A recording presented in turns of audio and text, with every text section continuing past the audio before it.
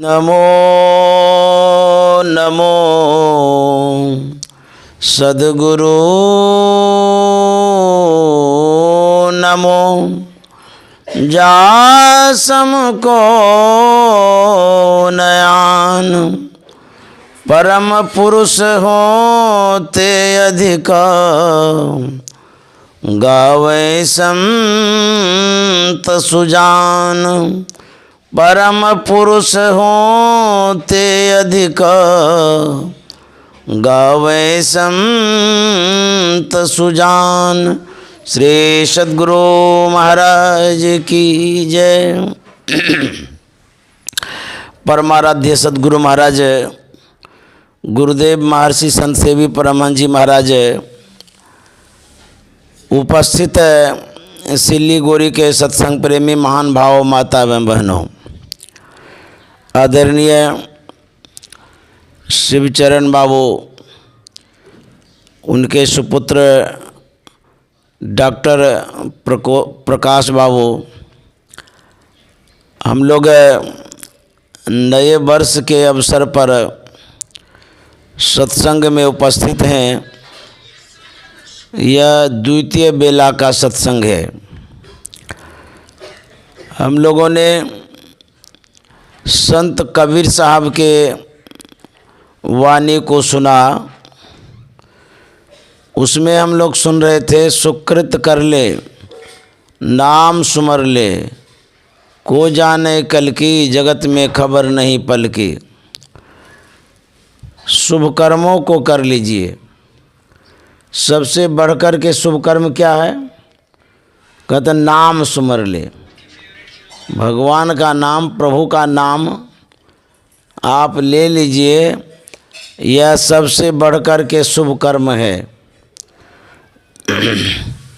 लोग पूजा करते हैं, ये भी शुभ कर्म है। सद्ग्रंथों का पाठ करते हैं, ये भी शुभ कर्म है। दान करते हैं, ये भी शुभ कर्म है। तीर्थों में जाते हैं, ये भी शुभ कर्म है। परोपकार करते हैं, ये भी शुभ कर्म है। शुभ कर्मों का बहुत प्रकार है। अशुभ कर्मों का बहुत प्रभाव भी है। आपका जो शुभ कर्म है किस क्वांटिटी में है और किस क्वालिटी में है, ये भी निर्भर करता है। शुभ कर्म तो सब कोई करते हैं, उसकी क्वालिटी पर भी निर्भर करता है, क्वांटिटी पर भी। मान लिया जाए आप 1 रुपया दान कर दिए, ये तो शुभ कर्म है। लेकिन इस 1 रुपया से आप कितना लाभ चाहते हैं? आपने जितना किया उतना ही लाभ मिलेगा। उसके बाद शुभ कर्मों के विषय में संतों ने समेट कर कहा। उन्होंने कहा, पूजा कोटि समं स्तोत्रम, स्तोत्र कोटि समं जपः, जाप कोटि समं ध्यानम, ध्यान कोटि समूलयः। ये पूजा का प्रकार है। प्रभाव भी सुन लीजिए। हम लोग पूजा जो करते हैं, कहते पूजा कोटि समं स्तोत्रम। करोड़ों प्रकार का पूजा है। करोड़ों पूजा में जो प्रभाव है, उससे यदि विशेष आप फल चाहते हैं तो कहते हैं करोड़ों पूजा से बढ़कर के सद्ग्रंथों का पाठ है, जिसे मंगल पाठ भी कहा करते हैं। पूजा कोटि समं स्तोत्रम, जो हम लोग धर्मशास्त्रों का, श्लोकों का पाठ करते हैं, करोड़ों पूजा से बढ़कर के है। क्या क्या पूजा है सो तो समझ गए। उन पूजाओं से बढ़कर के पाठ करना है धर्म ग्रंथों का। जो जो बतला रहे हैं ध्यान से सुनिए। करोड़ों पाठ से बढ़कर के मंत्र जप करना है। हम लोगों के समाज में मंगल पाठ का प्रचलन है। चाहे वो गीता का पाठ हो, भगवत का पाठ हो, रामायण का पाठ हो, या वेद का पाठ हो, पुराण का पाठ हो, धर्म ग्रंथों का पाठ हो। मंगल पाठ बोलते हैं ना, बहुत लोग सुंदर कांड पढ़ते हैं, कहते मंगल पाठ है ये हमारे जो ऋषि मुनि हैं उनका कहना है कि करोड़ों पाठ से बढ़ कर के मंत्र जप करना है। मंत्र जप का भी प्रकार है, वाचिक जप, उपांशु जप, मानस जप। तो कहते करोड़ों पाठ से बढ़ कर के वो जप करना है जो सद्गुरु बतलाते हैं। अब यहीं तक पूजा पूरा नहीं होता है, कहते करोड़ों जप से बढ़ कर के ध्यान करना है। करोड़ों मतलब कि लाभ देगा आपको जप करना, करोड़ों जो लाभ देगा यदि आप ध्यान करेंगे उससे करोड़ों गुना लाभ मिलेगा। पूजा कोटि समंग स्तोत्रम, अस्तोत्र कोटि समंग जप, जाप कोटि समंग ध्यानम, ध्यान कोटि समूलय है। करोड़ों ध्यान से बढ़ कर के जो हम लोग ध्यान करते हैं, वो भी सब कोई जो ध्यान करते हैं, मानस जप, मानस ध्यान, दृष्टि योग ध्यान करते हैं ना, इस तरह का जो ध्यान है करोड़ों ध्यान से बढ़ कर के मनोलय है। अर्थात मन को जो लय करते हैं, मन को लय शब्द में करते हैं, अर्थात जो नादानुसंधान करते हैं। जब हम नादानुसंधान करते हैं, यह पूजा जो है सर्वश्रेष्ठ पूजा है और सर्वपूर्णदायक पूजा है, सब कुछ मिलेगा इससे। देखिए हम लोग पूजा करने के लिए कहाँ कहाँ नहीं जाते हैं। हमारे गुरु महाराज ने कहा कि मन को शब्द में लय करना यह सबसे श्रेष्ठ पूजा है, कहीं जाने की ज़रूरत नहीं है। उसके बाद कबीर साहब ने लिखा है, मूल ध्यान गुरु रूप है, मूल पूजा गुरु पाँव। मूल ध्यान, हम लोग ध्यान करते हैं, अब बहुत प्रकार का ध्यान होता है। कोई बगला ध्यान भी करता है, धन का भी कोई ध्यान करता है, समझ गए, कोई कारोबार का भी ध्यान करता है। तो कहते हैं ये जो ध्यान लगाते हैं, कबीर साहब कहते हैं मूल ध्यान क्या है? मूल ध्यान गुरु रूप है। गुरु का जो ध्यान करते हैं, उनके पवित्र रूप का जो ध्यान करते हैं वो मूल है। मूल में ना जड़, जब जड़ की बात कहते हैं फिर टहनी और तना में, पत्ते में जाने की तो आवश्यकता नहीं है। यदि आप ध्यान करना चाहते हैं तो गुरु का ध्यान करिए। मूल ध्यान गुरु रूप है, मूल पूजा गुरु पाँव। मूल पूजा क्या है? संत सद्गुरु के चरणों की पूजा। अब इस चरण को भी समझिए। लोग बहुत तरह से पूजा करते हैं चरण की, जैसे कि महात्मा जब आते हैं या गुरु लोग आते हैं, थाली लाते हैं, पानी लाते हैं, उसमें चरण रख के धोते हैं, ये भी एक पूजा है। फूल भी चढ़ाते हैं, पान भी चढ़ाते हैं चरणों में। लेकिन यहीं तक पूजा पूरा नहीं हो पाता है। तब कहते हैं गुरु का जो चरण है ये तो स्थूल चरण है, बाह्य चरण है, सगुण चरण है। संत सद्गुरु का चरण और भी है। एक कवि ने बड़ा अच्छा कहा है, सतगुरु तेरे चरणों की थोड़ी धूल जो मिल जाए, सच कहता हूँ भगवन, तकदीर बदल जाए। सतगुरु तेरे चरणों की। यहाँ पर ये विनती है, प्रार्थना, एक भाव है लेखक का। कहते हे संत सद्गुरु, आपके चरणों की धूल यदि मिल जाए तो मेरा तकदीर बदल जाएगा। हम लोग तो यही जानते हैं कि पैर में जो धूल लगी हुई रहती वही धूल है, लेकिन यदि उसी धूल से तकदीर बदलने की बात आप सोच रहे हैं तो आपकी बड़ी भूल है। उस धूल में ऐसी क्षमता नहीं है कि आपके तकदीर को बदल दे। एक बार राज दरबार में एक हाथी सिर पर धूल ले रहा था। किसी कवि ने पूछा कि धूल धरत निज शीश पर, कहो रहीम कही काज। ये हाथी तो अभी नहला धुला करके लाया गया, ये देखिए माथे पर धूल ले रहा है। कैसा ये जानवर होता है। पूछ दिया कि क्यों ले रहा धूल। धूल धरत निज शीश पर, हाथी अपने सिर पर धूल ले रहा था। पूछ दिया कि किस कारण से ले रहा है, क्यों ले रहा है। तो उत्तर दिया कि वो धूल नहीं ले रहा है। तो बोले तब क्या ले रहा है।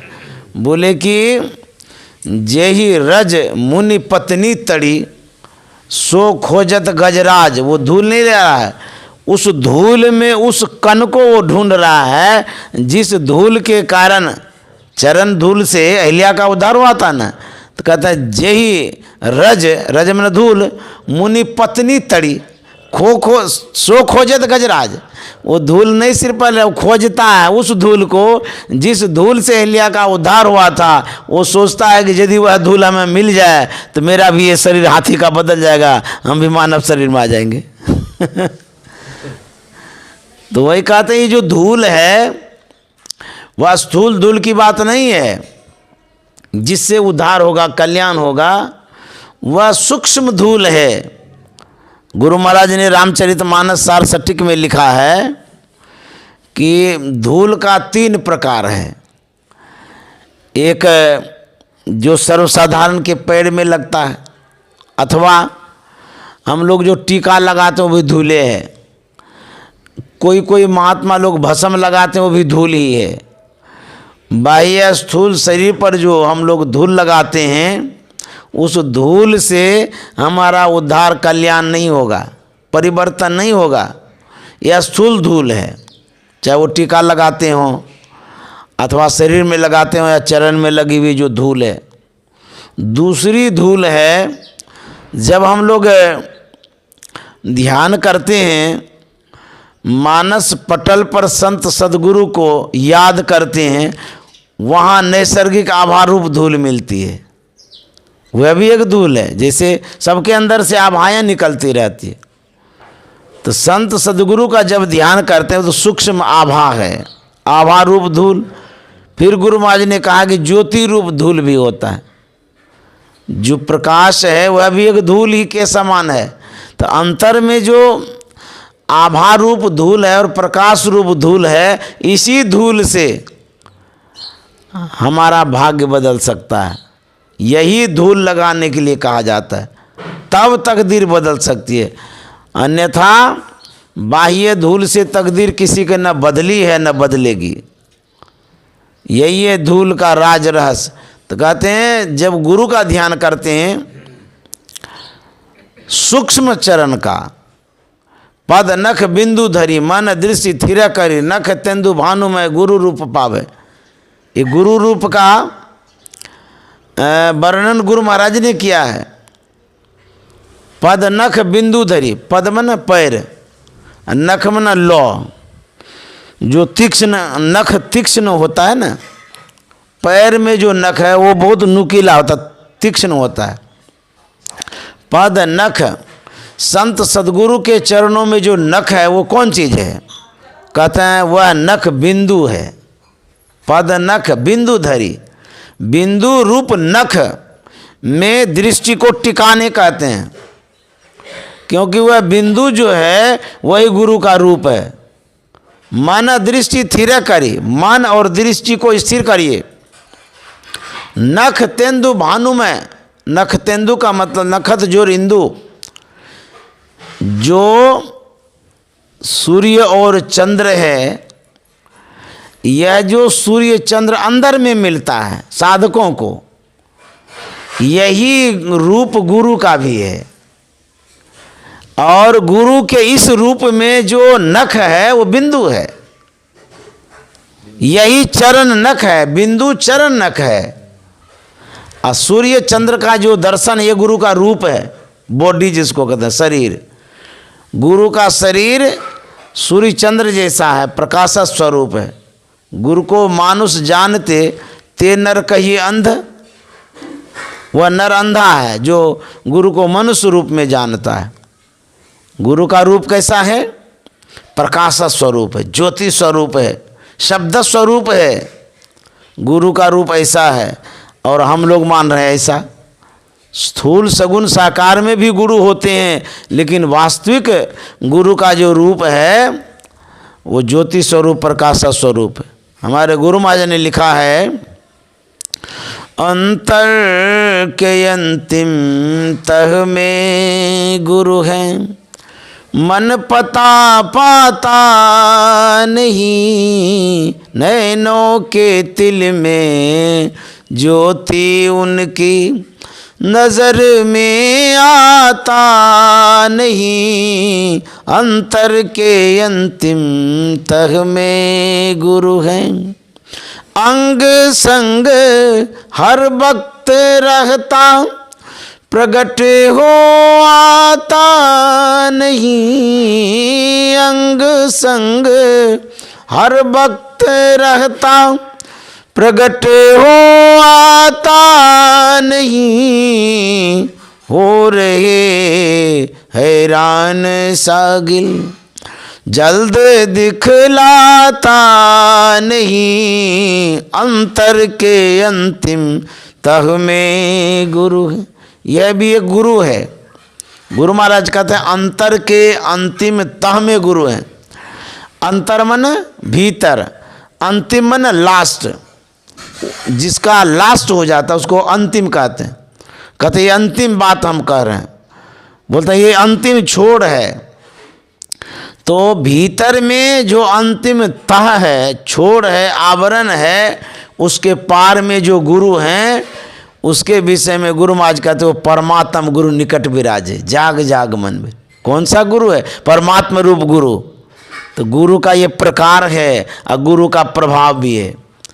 एक दीक्षा गुरु होता है जिससे आप भजन भेद लेते हैं, स्थूल सगुण साकार में होते हैं।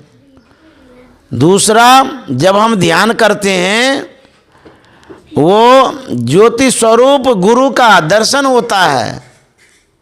तीसरा, जब सब शब्द को भी पार कर जाते हैं तब परमात्मा रूप गुरु मिलता है।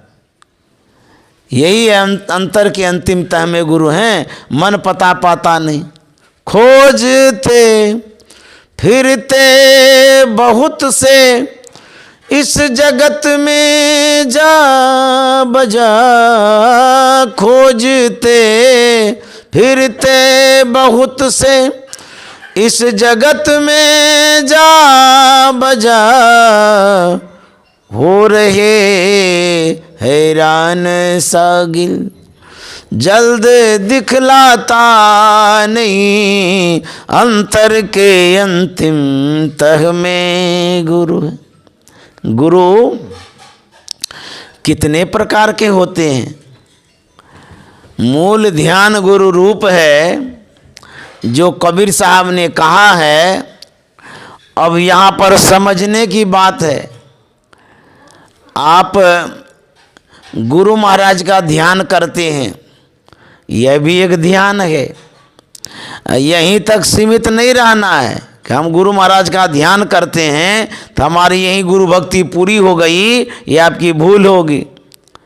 तब तो आप गुरु महाराज को इतने ही रूप में जानते हैं, सिर्फ सगुण साकार में ही गुरु महाराज को आप जानते हैं। तब अरे गुरु महाराज का जो रूप है ये स्थूल सगुण रूप है जिसका हम लोग ध्यान करते हैं।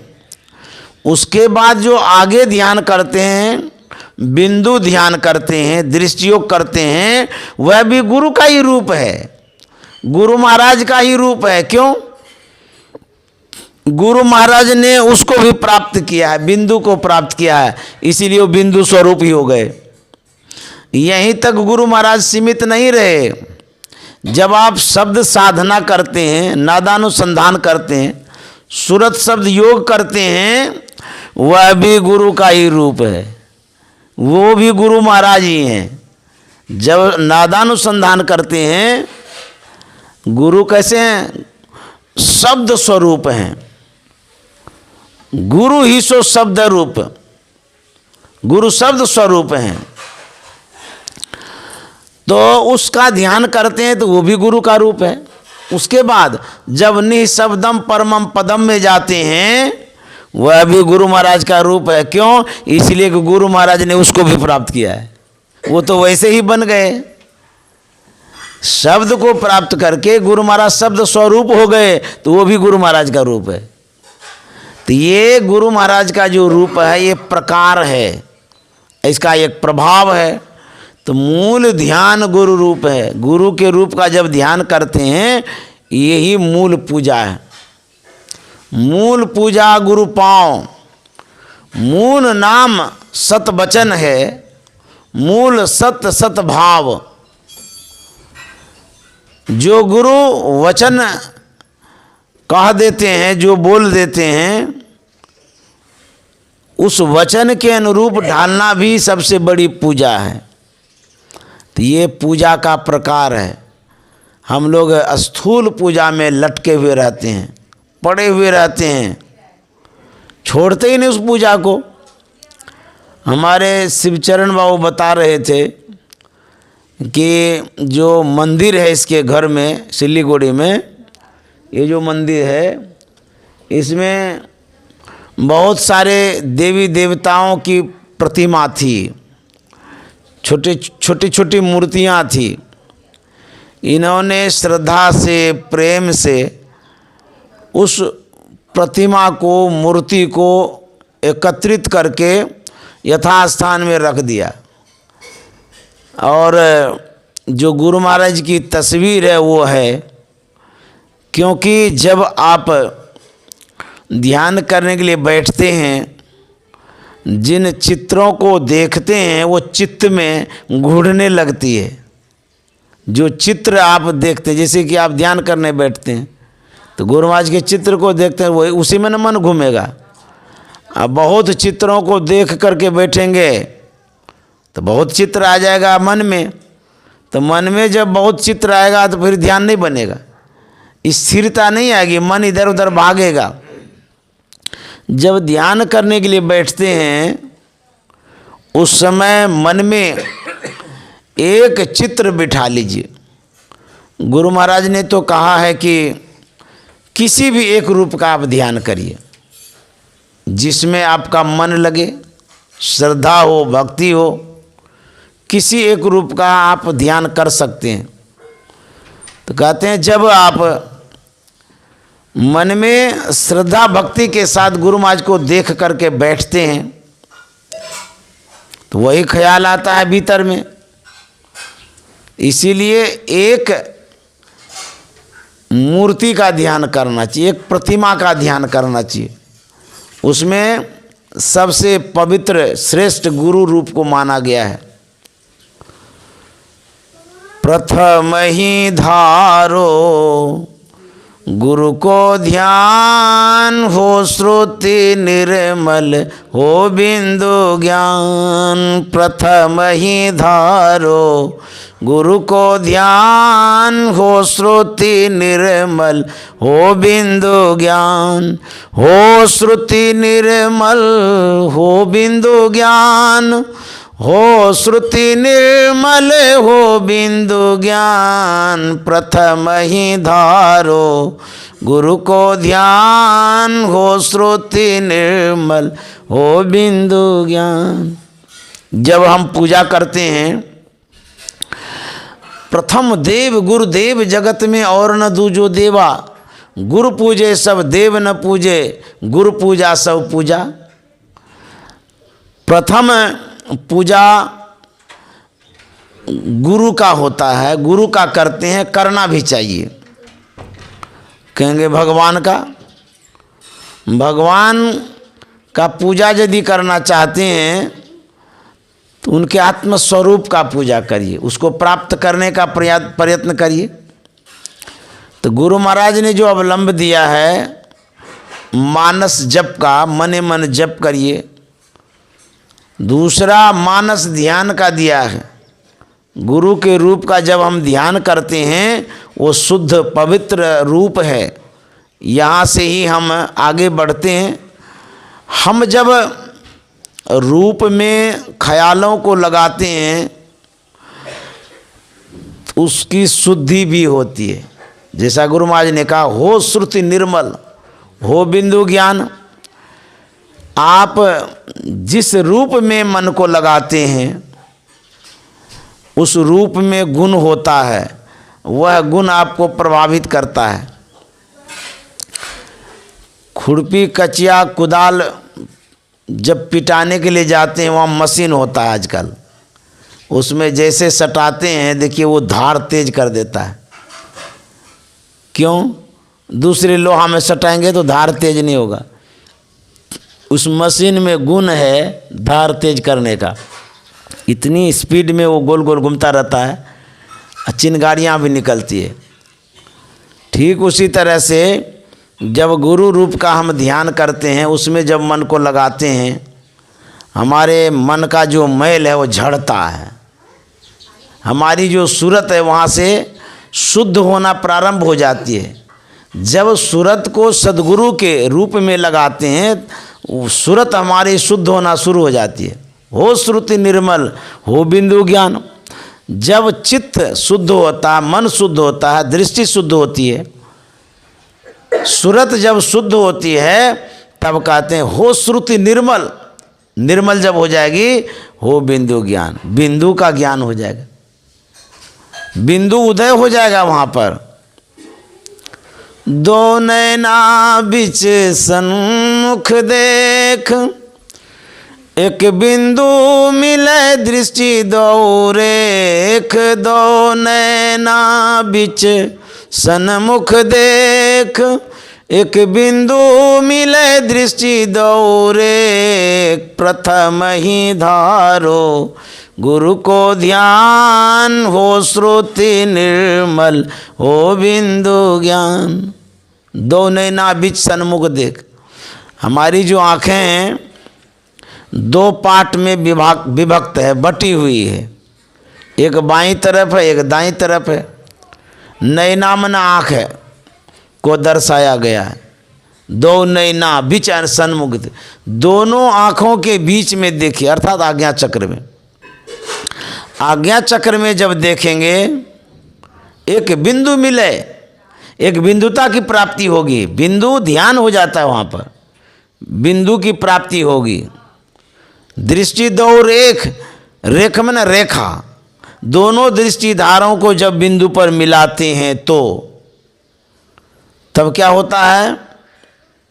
कहते वहाँ प्रकाश उदय होता है।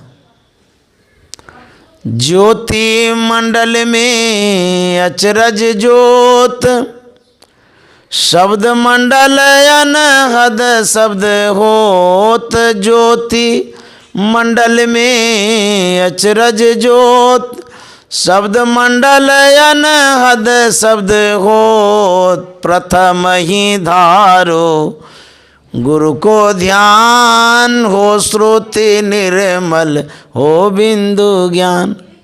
इस तरह से जब हम पूजा करते हैं, यही पूजा सब कुछ पूर्ण कर देता है। हम पवित्र होना चाहते हैं, शुद्ध होना चाहते हैं, क्या प्रयास करते हैं? अपने शरीर को धोते हैं। पवित्र होने के लिए धोना ही पड़ता है। बहुत लोग घर में धोते हैं, बहुत लोग गंगा जी में जाके धोते हैं, गंगा स्नान भी करते हैं। तो शरीर को जब नहलाते हैं, शरीर का जो बाह्य मल है वो धुलता है, स्थूल मैल, लेकिन आंतरिक मैल जो है, भीतर का जो मैल है वो धुलती ही नहीं है। मान लिया जाए आप गंगा जी गए नहाने के लिए, कहते गंगा स्नान कर लेंगे पवित्र हो जाएंगे, पाप धुल जाएगा। गंगा स्नान करने जब जाते हैं तो शरीर में जो छेद है, जल प्रवेश का जो मार्ग है उसको आप बंद कर देते हैं। जैसे नाक, ऐसे नाक को चिप लेते हैं नहाने के समय, मुंह को भी बंद कर लेते हैं, कोई कोई कान में उंगली भी डाल देता है, तब जाके डुबकी लगाता है। आप जरा सोचिए, जिस मार्ग से गंगा का जल भीतर जाएगा उसको तो आप बंद कर दिए हैं, एक जल का कण भी भीतर जाने नहीं देते हैं, तो वो गंगा आपको शुद्ध कैसे करेगी अंतःकरण को? तो बाह्य मैल न धोएगी वो। गंगा शरीर के ऊपरी तल को धोती है, भीतरी तल को इसलिए नहीं धोती है कि भीतर पानी जाने ही नहीं देते। किसी भूल से यदि पानी भीतर चला गया, वो धोएगी क्या, पूरे जाने को धो देगी, अर्थात आप मर जाएंगे। अब देखिए, गंगा भीतर जाएगी तो आप मर जाएंगे, भीतर जाने भी नहीं देता डर के मारे। तो जरा सोचिए, वो गंगा आपके मन में जो मैल है उसको कैसे धोएगी, चित्त में जो दोष है उसको दूर कैसे करेगी, जन्मों जन्म का जो पाप है हमारे अंदर में वो गंगा कैसे धोगी? थोड़ा आप बता दीजिए। है तो भीतर में, गंदगी भीतर में है, मैल भीतर में है, मन भीतर में है, हमको वो कैसे धो सकती है? उसको यदि आप धोना चाहते हैं तो ऊपरी तल को धोते हैं, भीतर धो ही नहीं सकती वो गंगा। लेकिन जब आप ध्यान करते हैं, ध्यान करने से आप भीतर प्रवेश करते हैं, गुरुयुक्ति से आप अपने चित्त को, मन को शुद्ध करते हैं। अभी आप सुन रहे हैं सत्संग को, आवाज़ आपके कान द्वारा भीतर जा रहा है, सुनते हैं ना, भीतर में जाकर के यह शब्द जो है आपको शुद्ध करते जा रहा है, पवित्र करते जा रहा है, आपका मन शुद्ध हो रहा है आंशिक रूप में, क्योंकि ये श्रवण ज्ञान है ना, पूरी तरह से ये शब्द भी शुद्ध नहीं कर सकता। जब ध्यान करेंगे तब आप शुद्ध होंगे। ईड़ा भगवती गंगा, पिंगला यमुना नदी, ईड़ा पिंगलयोर मध्य सुषुम्ना च सरस्वती। ईड़ा बाईं तरफ की नाड़ी है, पिंगला दाईं तरफ की नाड़ी है। ये जो ईड़ा पिंगला है, दो नाड़ियाँ, इसमें शक्ति कितनी है? कहते भगवती गंगा के समान है। आपकी जो आँख है उसमें जो ज्योति है, चेतनधार, वो भगवती के समान है। इस बात को सुनिए ठीक से। आँख में जो चेतन धार है, एक तरफ भगवती है गंगा के समान, ईड़ा भगवती गंगा। दाईं तरफ की जो नाड़ियां हैं, आपकी जो दाईं तरफ की आंखें हैं, उसमें कितनी शक्ति है? कहते हैं वो पिंगला नाड़ी है। दाईं तरफ की जो धाराएं हैं उसमें यमुना की शक्ति है। गंगा यमुना इसी आँख की धाराओं में है। आप युक्ति से उस शक्ति का उपयोग करना चाहेंगे तो हो सकता है। आपके पास मान 1 करोड़ रुपया है, अलमीरा में रख दिए हैं, वह रुपया रखा हुआ तो है, लेकिन उससे कुछ बढ़ता तो नहीं है। उसको बैंक में रखेंगे, बैंक वाला इंटरेस्ट देता है कुछ प्रतिशत, तो बैंक में रखिएगा तब ना, और घर में रखिएगा तो उससे क्या इंटरेस्ट मिलेगा? कुछ भी नहीं। तो जितना आप इन्वेस्ट करते हैं उसी हिसाब से इंटरेस्ट मिलता है। हमारी जो आँखें हैं इसमें अद्भुत शक्ति है, क्षमता है, लेकिन गुरु युक्ति के द्वारा इसका उपयोग करिएगा तब ना। दोनों दृष्टि धारों को जब मिलाएंगे अंतर में, भीतर में, आज्ञा चक्र में, तब इसमें वह क्षमता है जो आपको पवित्र कर सकता है, अंतःकरण को शुद्ध कर सकता है। इड़ा भगवती गंगा पिंगला जमुना नदी, इरा पिंगली और मध्य सुषुम्ना च सरस्वती। जो आज्ञा चक्र है वो सुषुम्ना है, सरस्वती की धारा है। हम त्रिवेणी में स्नान करने के लिए जाते हैं, शुद्ध होने के लिए जाते हैं। अब मैं भी त्रिवेणी में गया था। नाविक को मैंने कहा आप वहाँ हमें लेकर के चलिए जहाँ तीनों धाराओं का संगम हो। नाविक ले तो गया, बगले में ले गया, लेकिन कुछ पैसा लिया, उसका तो धंधा है। तो जहाँ त्रिवेणी की धाराएं थी, नाव को वहाँ जोड़ दिया। अब मुझे तैरने भी आता है, मैं तैरने जानता हूँ। मैं छलांग लगा दिया गंगा जी में, वही त्रिवेणी संगम में, जो बनारस में है, इलाहाबाद में। तो मैंने डुबकी मारा तो दो धाराएं तो ऊपर से ही दिख रही थी। मैं तीसरी धारा को ढूंढ रहा था, सरस्वती की धारा को। भीतर में जो डुबकी लगाना, आँख फाड़ फाड़ के देख रहा था कि त्रिवेणी कहाँ है, वो सरस्वती की धारा कहाँ है। तो दिखाने का एक बार मैं डुबकी लगाया, फिर उगता था, फिर डुबकी लगाता था। मेरा मन जैसा नाव पर था, उस धाराओं में डुबकी लगाने पर वैसा ही रहा, लेकिन शरीर जरूर ठंडा हो गया था ना पानी में नहाने से। तो परिवर्तन तो कुछ भी नहीं हुआ। मैंने नाविक से पूछा भी कि भाई त्रिवेणी की जो धाराएं हैं तो दो बेनी तो दिखती है, गंगा और जमुना, तीसरी बेनी कहाँ है, तीसरी धाराएं कहाँ है? नाविक को कुछ भी पता नहीं था। बोला कि ऐसे ही लोग कहते हैं भीतर में है। तो वह अंतः सलीला है जो आँख से नहीं देख पाते हैं। वास्तव में हमारे अंदर में वो त्रिवेणी है। त्रिवेणी संगमो यत्र, यत्र मन यहाँ, इसी शरीर में त्रिवेणी है।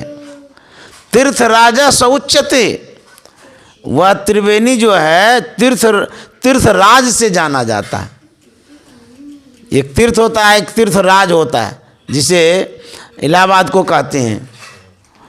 तो कहते हैं इस शरीर में भी त्रिवेणी है। तीर्थ राजा स उच्यते तत्र स्नानम प्रकुर्वित, जो कोई इसमें स्नान करता है अर्थात अपने शरीर में, सर्व पापे प्रमुच्यते, सभी पापों से उसको मुक्ति मिल जाती। अब आप जो बाहर में पूजा करते हैं, कोई आवश्यकता है बाहर में पूजा करने की?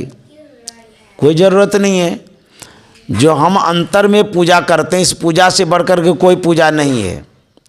लेकिन कोई कोई डरता है, बाप रे बाप, पूजा नहीं करेंगे भगवान रुष्ट हो जाएंगे, तो कहीं श्राप दे दिए तो। आप शास्त्रों का जब अध्ययन करेंगे, चाहे वो गीता हो, रामायण हो, उत्तर गीता हो, भागवत पुराण हो, यदि अध्ययन करेंगे तो पता चलेगा कि ध्यान करना कितना पुण्य का काम है। सभी ग्रंथों में लिखा हुआ है। आप पूजा करते हैं, लेकिन यदि ध्यान करते हैं, सर्वश्रेष्ठ पूजा है ये। यदि गुरुयुक्ति के द्वारा दोनों दृष्टि धारों को आज्ञा चक्र में मिलाते हैं, इस पूजा से बढ़कर के कोई पूजा नहीं है। इस पूजा में प्रभाव भी है, ऐसा नहीं कि ऐसे खाली पूजा है।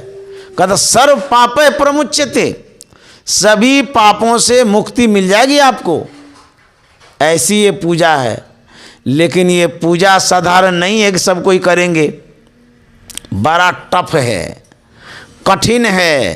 क्यों? जब आंख बंद करते हैं अंधकार मालूम पड़ता है, अथाह जैसा लगता है कि तो बाप रे बाप कहाँ हम आ गए, न किसी से भेंट हो रही है न कुछ दिखता है। ये आंख बंद करके देखते हैं कुछ तो नहीं दिखता है, तुरंत आंख खोल लेते हैं कि दो कौन ही आंख बंद करेगा। लेकिन दिखेगा जरूर जब स्थिर से देखेंगे। चित स्थिर चंचल मन थाका, पांचों का बलहारा, चरण दास कृपासु सहजो, भरम करम भयो छारा, भयाजी हरि रस पी मतवारा। ध्यान करेंगे तब पूजा का फल मिलेगा। हम लोग स्थूल पूजा में विशेष मन को लगाते हैं, लगता भी है, पान लेते हैं, फूल लेते हैं, अक्षत लेते हैं, भगवान के पास जाते हैं, चढ़ाते हैं। इतनी ही पूजा नहीं है, इसी में आप संतुष्ट हो जाते हैं। हम भगवान का पूजा करके आए, मान लिया जाए भगवान राम की पूजा करने चले गए मंदिर में, अच्छी बात है, सराहनीय कार्य है, धन्यवाद है आपको, आप जो पूजा करने के लिए गए। लेकिन जिस भगवान का पूजा करने गए वो भगवान कहते क्या हैं? जैसे भगवान श्री राम के मंदिर में आप गए पूजा करने, पूजा कर लिए पान फूल अक्षत चढ़ा के, तो भगवान श्री राम क्या कहते हैं? जब हनुमान जी जिज्ञासा रखते हैं भगवान श्री राम से, ये मुक्तिकोपनिषद में लिखा हुआ है, बहुत तरह का उपनिषद है ना, एक उपनिषद का नाम है मुक्तिकोपनिषद। एक श्लोक में भगवान श्री राम कहते हैं कि बहुशास्त्र कथा कंथारो मंथन वृथैव किम अन्वेष्टव्यम प्रयत्न मारुति ज्योतिरांतरम। हे हनुमान, बहुत से शास्त्रों की कथाओं को मथने से क्या फल, अंतर की ज्योति की खोज करो। अब देखिए जरा विचारिए भगवान श्री राम क्या कह रहे हैं।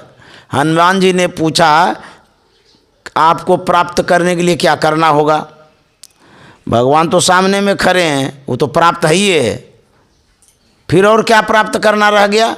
कहता आपके आत्मस्वरूप को कैसे प्राप्त करेंगे? वो तो सगुण साकार में खड़े थे।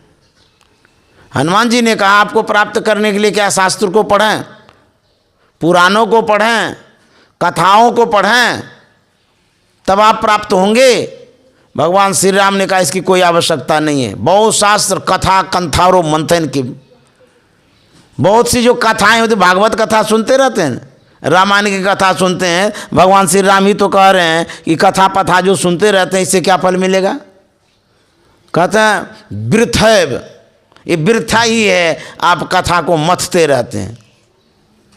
बहुत शास्त्र कथा मंथारो, जो मथते हैं कथाओं को सुन सुन करके, वृथैव, ये वृथा है।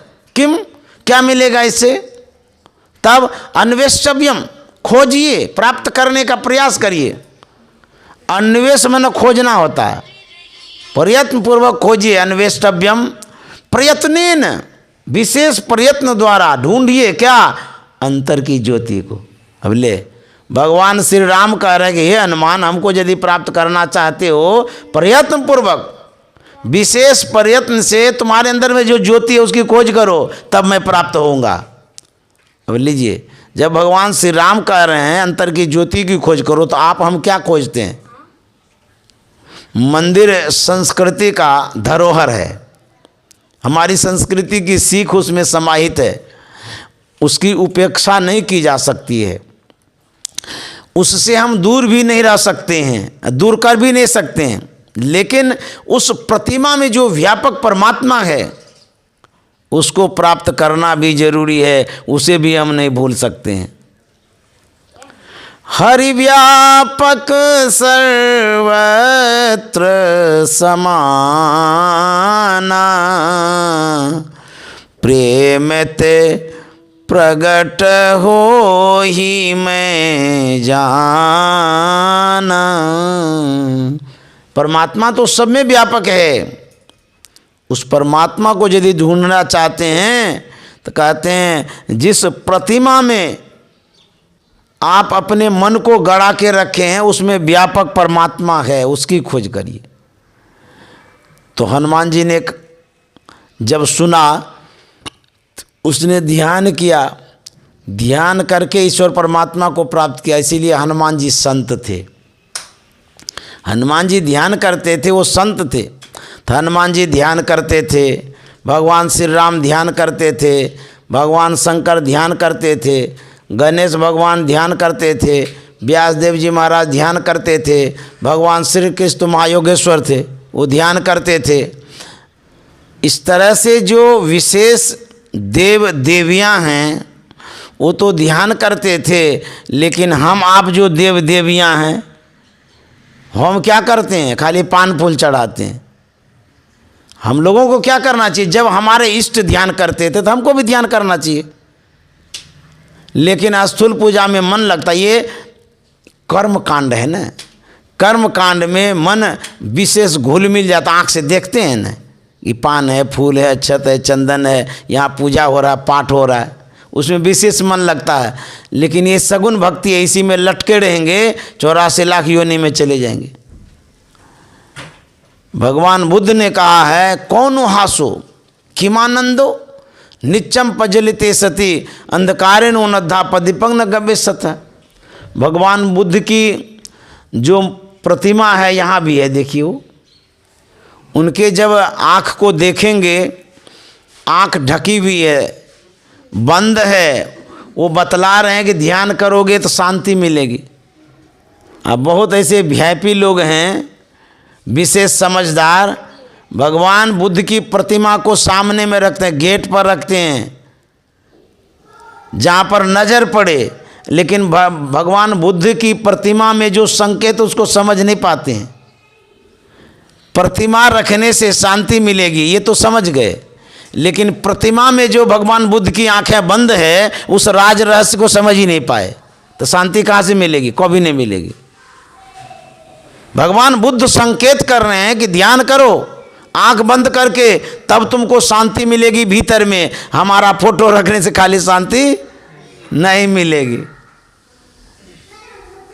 खाली फोटो रखने से कैसे शांति? उसके भीतर में जो चरित्र छिपा हुआ, जो प्रतिमा है, उसके पीछे राज है, रहस्य है, चरित्र है। क्या भगवान बुद्ध ध्यान नहीं करते थे? अरे बहुत ध्यान करते, उसी से तो मोक्ष मिला उनको। उनकी प्रतिमा को देखते हैं तो आपको जरूर उनके विषय में जानना चाहिए, लेकिन बहुत लोग इस बात को नहीं जान पाते हैं कि भगवान बुद्ध आंख बंद क्यों किए हुए हैं। प्राय देवता का आप आंख जब देखेंगे तो खुली हुई रहती है, लेकिन भगवान बुद्ध ऐसे हैं जिनकी आंख देखिएगा बंदे है कहीं भी। ये एक संकेत है, यह एक झांकी है, आपको बता रहा है कि आंख बंद करिए, शांति मिलेगी। जब आप एक्सीडेंट होते हैं, हॉस्पिटलाइज होते हैं, बेड रेस्ट आपको बताया जाता है, आंख बंद हो जाती है आपकी। अथवा जब आप विशेष थकान महसूस करते हैं, कारोबार रोजगार करते करते थक जाते हैं, कुछ देर के लिए जब आप बेड पर जाते हैं, एकदम आंख बंद करके सो जाते हैं, देखिए कितना आराम मिलता है। आप जब आंख बंद करते हैं तो आराम मिलता है, जब आप ताकते रहते हैं आंख फाड़ फाड़ के तब बेचैनी बनी रहती है। इसीलिए कभी कभी समय निकाल करके आंख बंद करिए, अर्थात ध्यान करिए। हम लोग सुबह उठते हैं, आंख को बंद ही नहीं करते हैं। चाय पर आंख, खाना पर आंख, मोबाइल पर आंख, मैसेज पर आंख, व्हाट्सएप पर आंख, वीडियो पर आंख। आंख बेचारी थक जाती है, लेकिन आप नहीं थकते। आंख से कभी कभी आंसू भी निकलने लगता है। हाँ, कभी कभी देखे होंगे ताकते ताकते। क्यों? ये भी तो एक भगवान के द्वारा दिया गया चमड़े का ही तो है, इसको आप स्थिर होने नहीं देते। आप मशीन को चलाते हैं तो वो भी गर्म हो जाता है। आंख बेचारी ऊपर नीचा करते करते देखिए, पलक झपकते झपकते इसमें भी दर्द होना शुरू हो जाता है। इसीलिए बीच में रेस्ट लेना चाहिए। हमारे गुरु महाराज ने कहा, आपको यदि अधिक समय नहीं मिलता हो 3 बार बेड रेस्ट लीजिए। कब? एक बार ब्रह्म मुहूर्त में 3 बजे, जो हम लोग ध्यान कर रहे थे ना आज प्रकाश बाबू भी आए थे ध्यान करने बोर्ड में, तो 3 बजे बेड रेस्ट लीजिए, वो बेड रेस्ट नहीं जो पलंग पर सोते हैं। आज्ञा चक्र में बेड रेस्ट लीजिए, आंख बंद करके बैठिए और वहाँ अपने मन को बिठाइए एक बार, तब देखिए शांति मिलेगी। दूसरी बार जब आप स्नान करती हैं उस समय शरीर शुद्ध होता है, स्वस्थ शुद्ध कपड़े को पहन करके, स्वच्छ कपड़े को पहन करके आप उस समय ध्यान करिए जितना देर कर सकते हैं। दूसरा बेड रेस्ट। तीसरा शाम के समय जब गोधूली बेला होता है, दिया बत्ती जब दिखाते हैं उस समय ध्यान करिए। 3 बार यदि आप ध्यान करेंगे तो आपको बहुत आराम मिलेगा। जैसे डॉक्टर लोग बेड रेस्ट देते हैं तो आराम मिलता है ना, उसी तरह से त्रिकाल संध्या करिए। इस तरह से जब सोएंगे तो आपको डॉक्टर के पास बेड रेस्ट के लिए नहीं जाना पड़ेगा, समझ गए। तो इस तरह से जब भगवान बुद्ध ध्यान करते थे हम लोगों को करना चाहिए, तब ना शांति मिलेगी। एक थे भिक्षु जगदीश काश्यप, बौद्ध जगत के प्रख्यात विद्वान। वह आमंत्रित होकर के अखिल भारतीय संत मत सत्संग में आए थे, बुलाया गया था उनको। हमारे गुरु महाराज बड़े बड़े विद्वानों को बुलाते थे, उनको मौका देते थे प्रवचन करने का। उस बार भिक्षु जगदीश काश्यप आए थे सत्संग में। उस समय अखिल भारतीय सत्संग में ब्रह्म मुहूर्त में घंटी बजती थी ध्यान की, सबके सब उठ करके ध्यान करते थे, ये नियम था गुरु महाराज का। उस रात में क्या होता है, भिक्षु जगदीश काश्यप सोए हुए ही थे। 3 बजे के पूर्व ही घंटी बजी, वार्निंग घंटी, खूब जोर से टनटनाए तो सबकी नींद खुल गई। भिक्षु जगदीश काश्यप की भी नींद खुल गई। वो जब घड़ी पर नज़र डालते हैं तो देखते हैं अभी तो लगभग 3 बजने वाला है और इस रात में घंटी बजी। वो सोचते हैं कि महर्षि जी की कौन पूजा पद्धति है कि घंटी बजा करके रात में पूजा करते हैं। वह अपने कक्ष से निकल करके जो मंच था अखिल भारतीय का उस ओर बढ़ते हैं। जाते जाते मंच तक गए। जब वो निहारने लगे, देखने लगे, जो हमारे सत्संग प्रेमी थे वो सिद्धासन में बैठ करके उनके पास जो कपड़ा था उससे शरीर को ढक कर करके ध्यान कर रहे हैं। जहाँ तक दूर दूर तक वो नज़र किए तो वहाँ तक लोग बैठे थे रात में 3 बजे। उस समय बुझिए अखिल भारत में कितनी भगदड़ मचती है, भीड़ कितनी होती है। लेकिन गुरु महाराज के समय की बात बतला रहे हैं, ब्रह्म मुहूर्त में उठ करके ध्यान कर रहे थे सब कोई।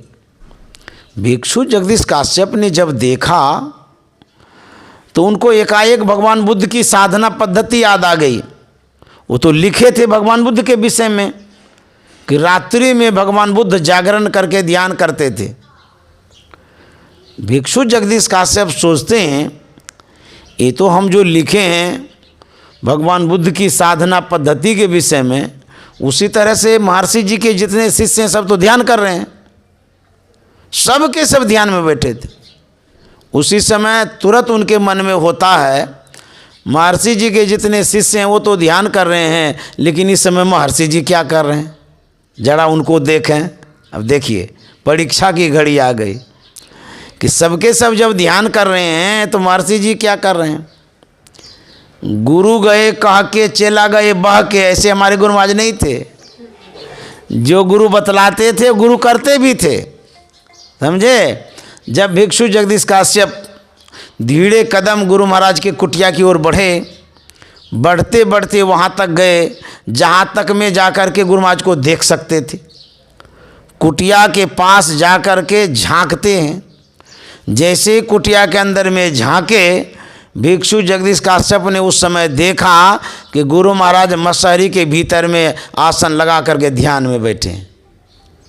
अब देखिए, उन्होंने जो देखा इतना प्रभाव पड़ा, उन्होंने यह कहा देख करके कि हमको तो महर्षि जी के रूप में भगवान बुद्ध ही मिल गए, क्योंकि भगवान बुद्ध भी तो यही करते थे, इसी तरह से करते थे, उनकी साधना पद्धति भी यही थी, और जो भगवान बुद्ध करते थे वही महर्षि जी कर रहे हैं, इसीलिए महर्षि जी के रूप में हमको तो भगवान बुद्ध मिल गए।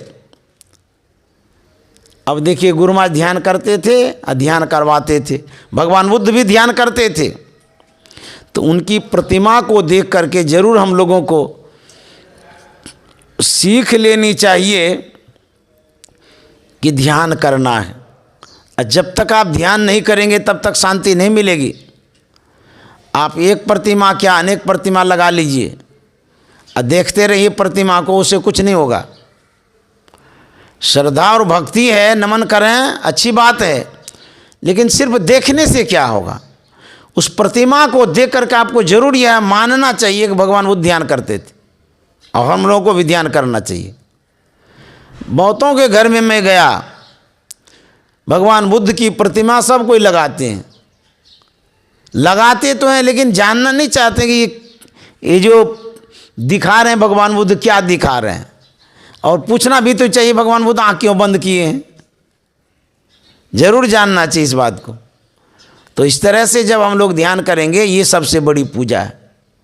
जब तक ये पूजा नहीं करेंगे तब तक आपकी जितनी पूजा है वो अधूरे रहेगी। तो वही संतों ने कहा कि गुरु मूल ध्यान गुरु रूप है, मूल पूजा गुरु पाँव, मूल नाम गुरु वचन है, मूल सत्य सत भाव। ये पूजा असली पूजा है। हम लोग पूजा तो करते हैं, लेकिन पूजा को समझ नहीं पाते हैं।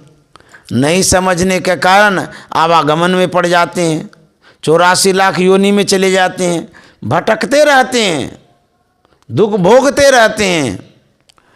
एक बार जन्म हो तो कोई हर्ज की बात नहीं, उस कष्ट को सह लिया जाता है, लेकिन बार बार जन्म होगा तो जब जन्म होता है बच्चे का, मौत और जिंदगी से जूझता है बच्चा, समझिए भगवान की कृपा से बाहर आ पाता है। माँ को भी बहुत पीड़ा होती है, उस समय कष्ट होता है। जब मरने लगता है तो मरते समय में भी पीड़ा होती है, दुख होता है, कष्ट होता है। कैसी पीड़ा? कहते हैं जन्मत मरत दुसह दुख लागी।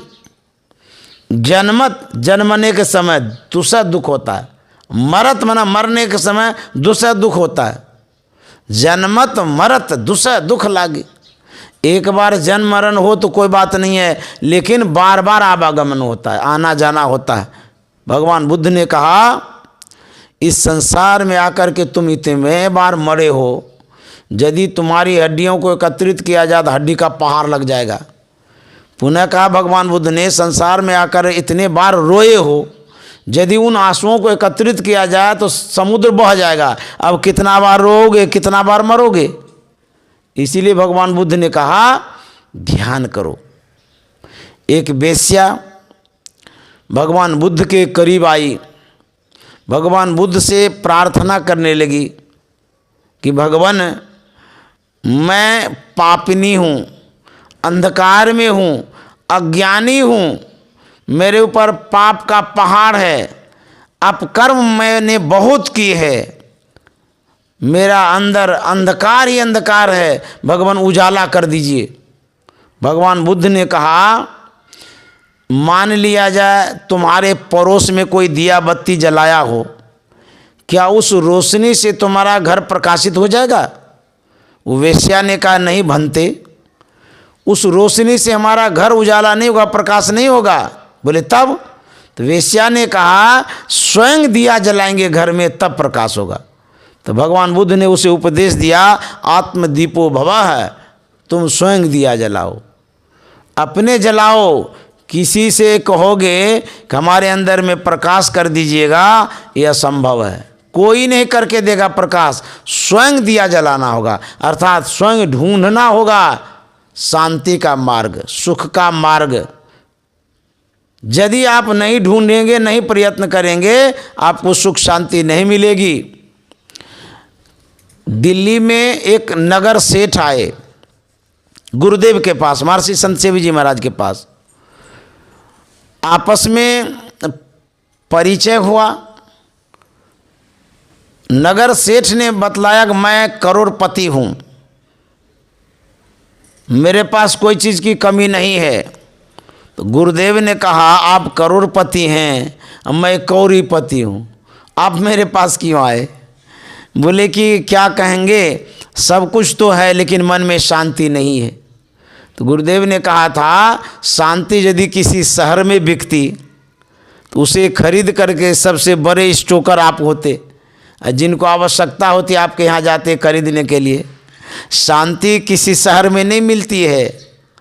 अच्छा कहेंगे भारत में अर्थ का अभाव रहता है, अमेरिका तो अर्थ संपन्न देश है, साधन संपन्न देश है, हो सकता है वहाँ शांति बिकती होगी, ढूंढिए जाके। भारत के लोग तो जाते हैं अमेरिका, किसी मॉल में, बिग बाज़ार में, अमेरिका के विशेष वीआईपी मार्केट में ढूंढिएगा, कहीं तो पुड़िया होगी शांति की, कोई तो बेचते होंगे, लेकिन नहीं, वहाँ भी नहीं है। भौतिक चकाचौंध में जितने लोग हैं सब अशांत हैं।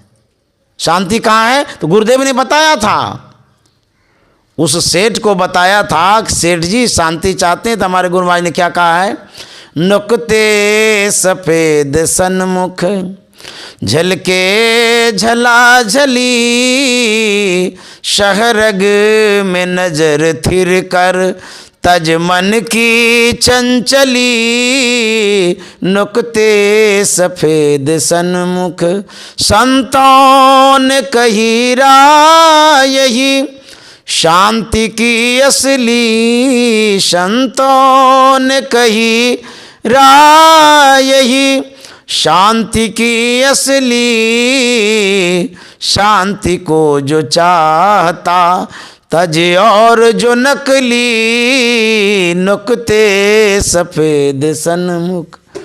गुरुदेव ने कहा था कि शांति का जो रास्ता है वो बिंदु है। नुक्ता मना बिंदु होता है। नुक्ते सफ़ेद सन्मुख जल के जला जली, सहरग में नजर थिर कर तज मन की चंचली। सहरग में न सुषुम्ना आज्ञा चक्र में जब नजर को स्थिर करेंगे, जब बिंदु की एक बिंदुता की प्राप्ति होगी, वहीं सुख सिंधु है, वहीं शांति मिलेगी। संपत्ति में शांति नहीं है, संतति में शांति नहीं है, समृद्धि में शांति नहीं है। तब शांति कहाँ है? कहते बिंदु ध्यान करने में, दृष्टियोग करने में शांति है। शांति को जो चाहता तज और जो नकली, जो कोई शांति चाहते हैं उसको ध्यान करना पड़ेगा, जैसे भगवान बुद्ध ने किया। जो कोई शाश्वत सुख चाहते हैं उसको ध्यान करना पड़ेगा, जैसे हमारे ऋषि मुनियों ने किया था। भगवान ने भी किया ध्यान, भगवान शिव ने किया, भगवान श्री राम ने किया, भगवान श्री कृष्ण ने किया। जितने भगवान आए सब ध्यान किए, और जितने भगवान के चेले हैं वो क्या करते हैं? वो ऐसे शांति प्राप्त कर लेंगे? नहीं नहीं, आपको भी ध्यान करना होगा। इसलिए गुरु महाराज ने कहा ध्यानाभ्यास करो सद सद ही, चातक दृष्टि बनाई। ध्यान करिए, समय निकाल करके ध्यान करिए। यह शरीर, यह संसार नहीं रहेगा। लिख लीजिए डायरी में, दिमाग में लिख लीजिए, किसी भी समय छूट सकता है। पांव पलक की सुधि नहीं, करे काल का साज, काल अचानक मारसी ज्यों तीतर को बाज। पानी का सा बुलबुला, यह तन ऐसा जान, और क्या है?